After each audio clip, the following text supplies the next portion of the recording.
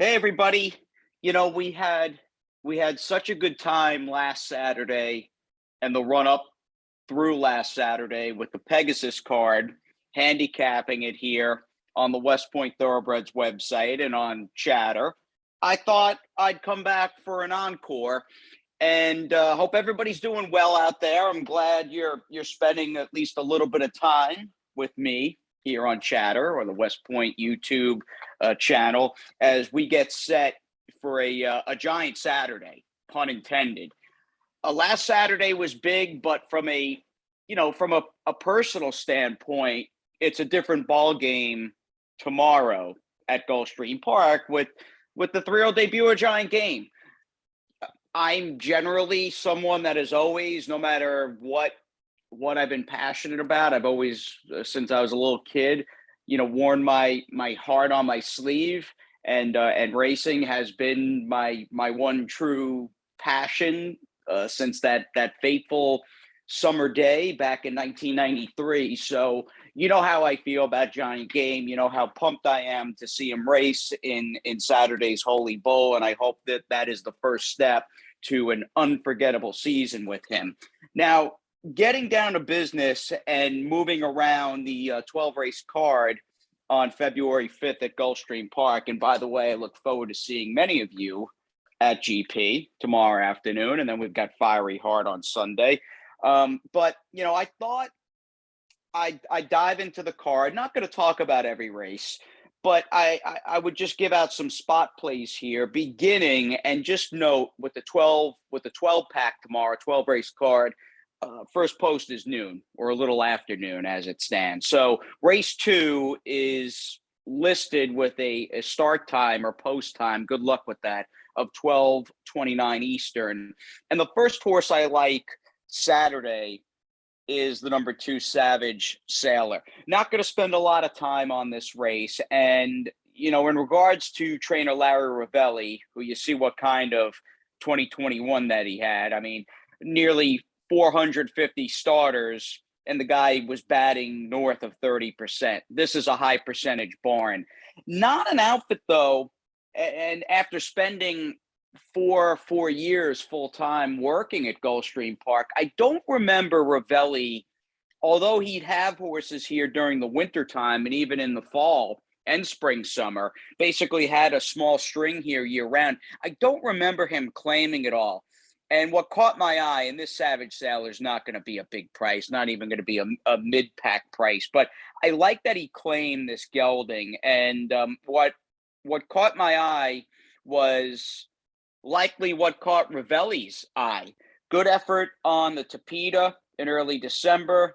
Motion runs this gelding back. He wins. Ravelli steps in.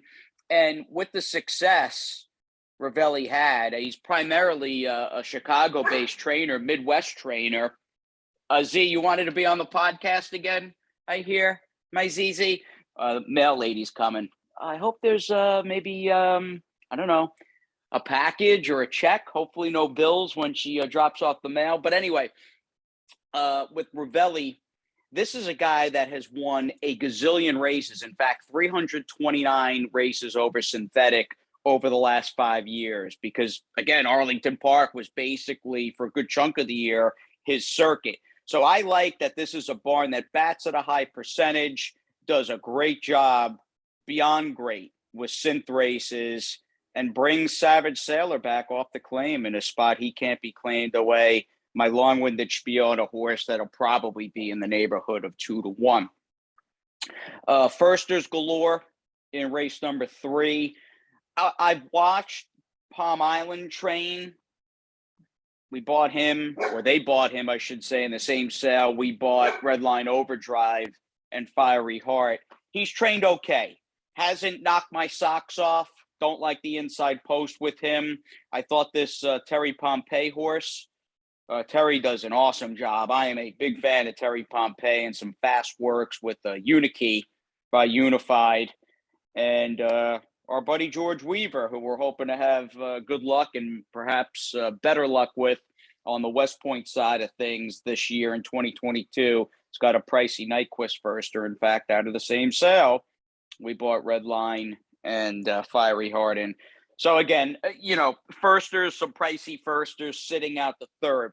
Fourth race, I'm going to take a shot. Do I love the one Caribbean Gold? No, but I'm taking a shot with this gelding from the inside post. I talked about it last week, and one of the reasons I love Never Surprise in the Pegasus turf, I want speed on this turf course. Just in a very general, broad sense, I want speed, and I think he's fast enough where he's going to be able to, with the inside post and the blinkers on, he's just going to be a hustle and go from down inside. A little concerned, and he's 10-1, by the way. So any concerns I do have about his form starting to go south, and now you get the drop from 35 down to 20,000, just 2 races away after being claimed off Mike Maker by Bob DeBona. That's my concern with him. But again, you're being compensated with a price and a horse that's got some early speed. So the one Caribbean Gold I thought was a price play that might have a chance to wire the field in race number 4. Another horse that caught my eye happened to be the number 8, Windy City Red. I think at this stage of the game, 20K on the turf might just be a snug fit for this gelding. But and you can see the question marks or the chicken scratch that are supposed to be question marks here, long on turf. I don't know how far ultimately Windy City Red, who's been primarily, as you can see, a sprinter throughout his Starcross career, how far he wants to go. But in terms of just class and ability, I thought he was an interesting horse to give a look at. But I like the inside posted Caribbean Gold. A lot of stakes. Of course, the crescendo and the pinnacle of the afternoon is the Holy Bull with Giant Game. But the Swales are a pretty nice field here. Pete Aiello does the Gulfstream morning line, and Pete was and continues to be one of my closest friends as far as like the Stronach Group Gulfstream Park team that puts on the show day in and day out. But this is a case where I'm going to disagree on his morning line. I will be very shocked if the 5 in Dreams is not favored over the 1 My Prankster. He's got it the other way around. And I like the 5 in Dreams. I don't like the inside post for the number 1 My Prankster, who really had to work more than hard last time out in a race. He paid $2.20. And conversely, I like In Dreams as far as getting that post 5 and a 6-horse field.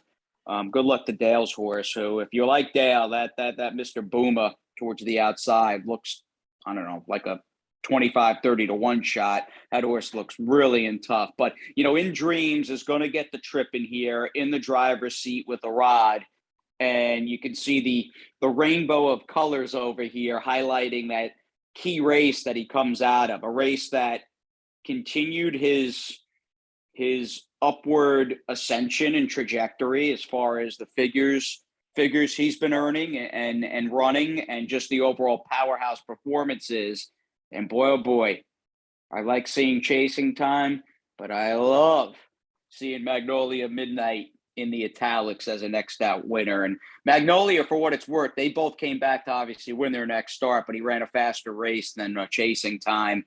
And good old Mags, hopefully ready to notch that first stakes win next time he runs for Dallas. But I'm a Brad Cox fan in this race with the 5 in Dreams, who I will be shocked if he is not the favorite.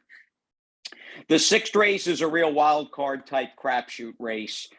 A good size field, in fact, nearly maxed out with 11. Some big barns. In fact, a few of the biggest: Belmont, Old School Barkley, Cassie. You got a couple of Pletcher firsters in the race: George Weaver, Christoph with the Warfront firster, being Cohen's got a Cairo Prince, new face who's working fast. The other Pletcher horse in here, my Romeo Lima.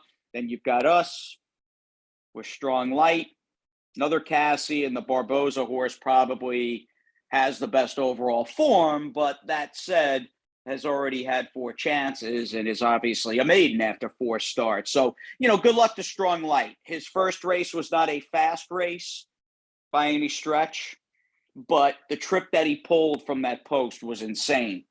And I was about as excited as I've been in my year with West Point off a third place finish and not a win, as I was when Strong Light originally debuted. Bled last time a little bit, Dale said, and he's getting first time LASIK. So good luck to him. I mean, Pete's got him at 20-1. I get this is a tricky race to do a line for. I don't think this horse will be even remotely close to 20-1 in this race. And he does have some seasoning over some of those highly regarded firsters in the race. And he's got a better post than a few horses, too, that are going to take at least a little bit of money, like the 10 Dream of Day and this Tappet Cult on the outside for Mr. Bill Mott. So good luck to Strong Light. I think he's a live sort of mid-priced horse, maybe around 10-1 or so. I don't think he's got a prayer to be 20-1. The Kittens Joy, named for a horse, our good buddy Dale Romans trained. And Dale says Kittens Joy is the best horse he's ever conditioned and put the saddle on. This drew a very competitive field. My opinion in the race is it's wide open. I do think this is a better, deeper field than the local prep for this race, the Dania Beach. And that goes without saying, the Pulpit as well. Call me a homer in some respects. I probably, if I was still doing selections on the air at GP, I probably would have picked Royal Spirit, who did everything right with the perfect ride and trip last time out in his Gulfstream debut. His form being stake-faced as a maiden last season as a 2-year-old was solid, and I'm a Royal Spirit fan. I think he runs big. The 8th race is going to have a pretty clear favorite. And Shug's already got that Kathleen O, who's unbeaten in 2 starts and won a stake race here on New Year's Day back on January 1st. And this filly might be better than her, this number 5 horse, Radio Days. She might be a single if you're looking to sit back, and stand alone with somebody in a multi-race gimmick. She's obviously won both of her starts and has run very fast in the process. She's not the star attraction on the card, and I do like some horses that are decent prices on the morning line earlier in the day, but I'm excited to see Radio Days run, and we'll see how she does if she remains unbeaten, making her stakes debut. The email from West Point and Dale's comments went out last night. With King's Ovation, who you can see I scratched out in ink here or digital ink, talking things over. This 9th race came up like when you envision or think about what a high upper tier, high level allowance race or optional claimer on a Saturday on a big day of racing down here this time of year, what it would come up like. Well, this is like the archetype race. A number of former stakes quality horses. Dale still has Coastal Defense, so I don't like it all going 7/8 off an 11-month layoff. But to the point, War Stopper, Soup and Sandwich, Prevalence, who might be a good horse for Godolphin, and then you've got last year's Sam Davis winner and Candyman Rocket. I mean, this came up clearly a race that is jam-packed and filled to the brim with returning legitimate stakes quality horses. So very tough allowance race, optional claimer, and hopefully we can find a slightly easier snug spot for King's Ovation in the near future. I have no issue with the 9 horse in here for Godolphin. And they were clearly going back to the Wood Memorial, rushing him along to try to make the Derby. And his form was almost like, not a flash crash, but he went the other way in a hurry. And we have not seen him since a Derby weekend in the Pat Day Mile. I am a massive Brendan Walsh fan. If there was a wish list of future West Point trainers or somebody that I would sort of beat my chest and say, hey, we got to potentially send this guy or this gal a horse, he's on the short list, Brendan Walsh. I am a big fan of his, and I have been for the last few years, and the horse is working well. So I respect him, but I do think War Stopper, and this is another case. I don't see this horse being 6-1.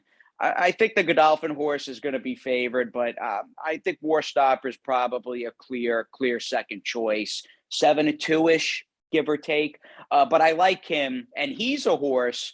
You know, one of the advantages I've had because I've watched him train in person the last few weeks in his run up to this race. I mean, that's a kind of a neat perk and advantage that I wind up getting going up to Palm Beach Downs to watch our horses train with Todd.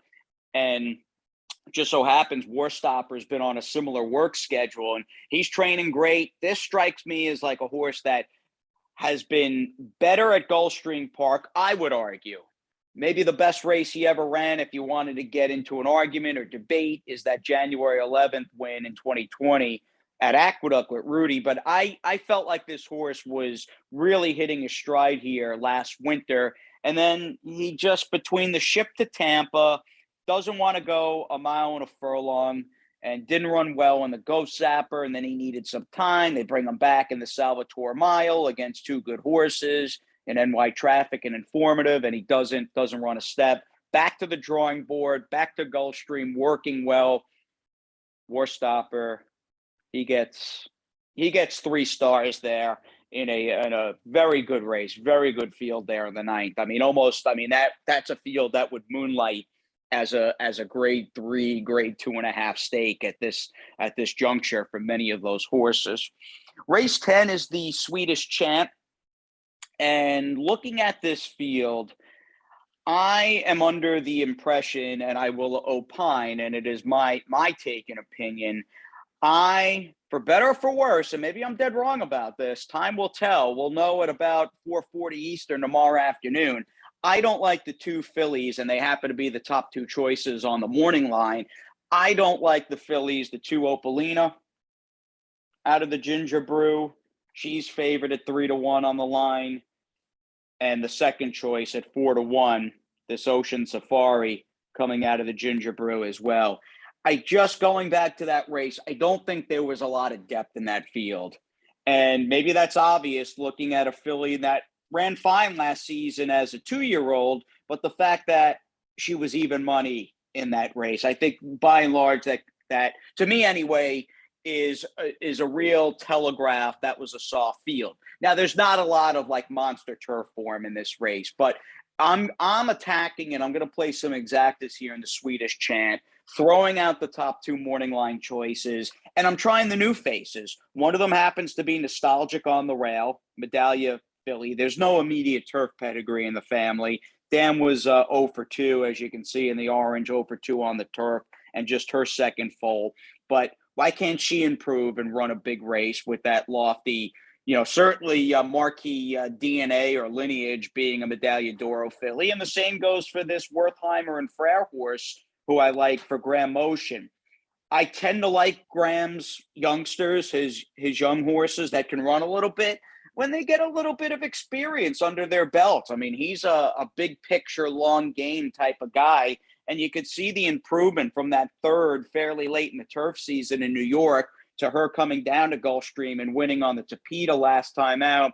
And I'm going into this thinking and believing and putting my money where my mouth is that she takes another step forward and we get a big improvement out of her. So the 2 Medallia fillies, one for Bill Mott, one for H. Graham Motion, are 2 that I'm interested in. I think Chad's horse, who we faced with Gowan a Rush, and that Monster Haughty, who I would not want to run against anytime soon with any of our 3-year-old fillies, caught that good field first out, didn't run as well in her second start, got it done last time on the Tapeta, and I think she takes a step forward.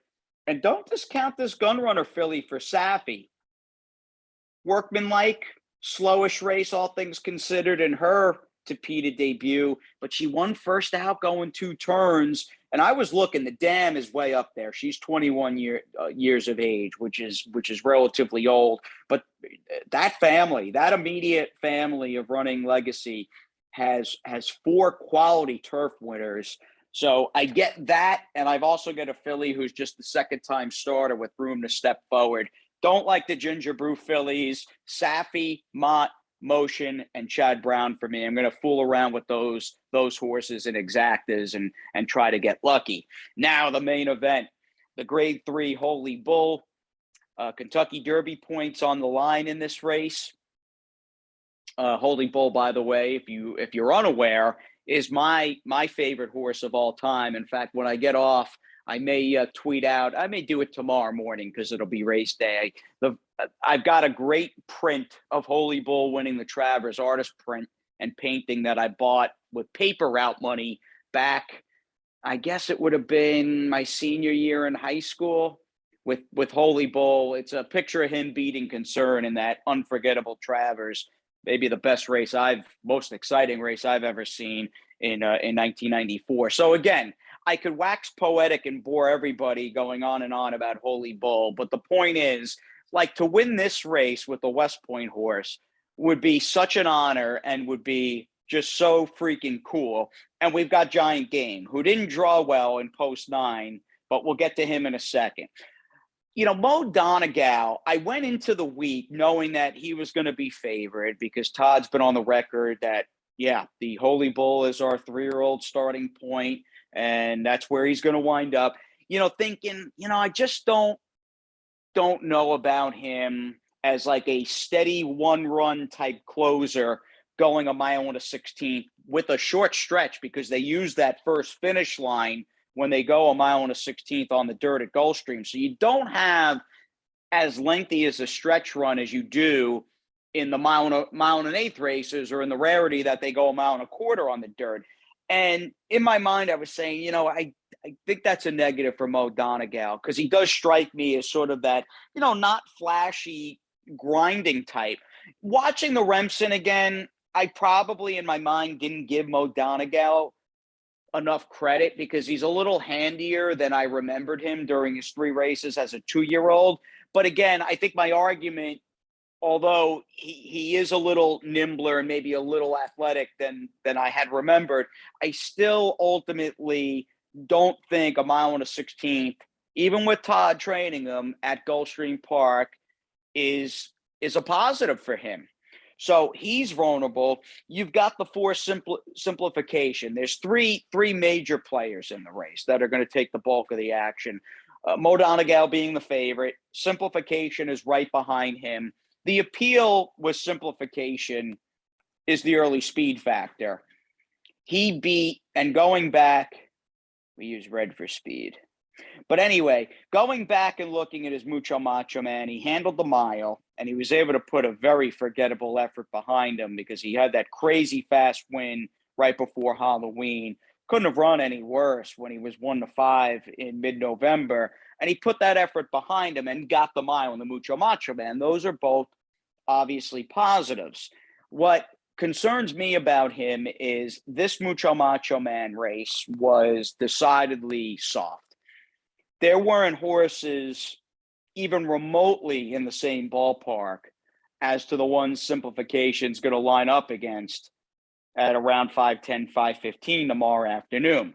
So again, he wouldn't shock me. He's run clearly 2 very flashy races that were both wins. He handled a rat of ground last time out, and above all that, or at least on par with his biggest attributes, he's got early speed.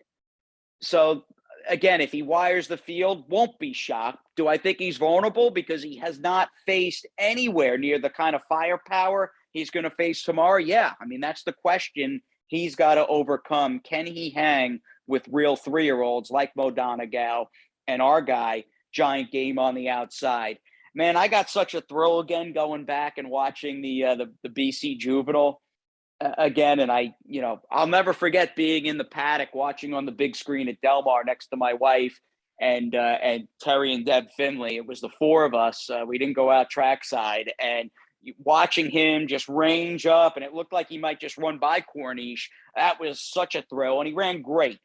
Nobody's come out of that Breeders' Cup Juvenile to win, but I said it that week to a buddy of mine that was questioning the kind of talent in the Juvenile. He said, man, I think this Breeders' Cup Juvenile is terrible. I think these horses stink. I said, dude, I think I know I have one in the race with Giant Game, but I think you're way off base. This is a nice field of horses. And although nobody's won, horses are 0 for 4 out of that race.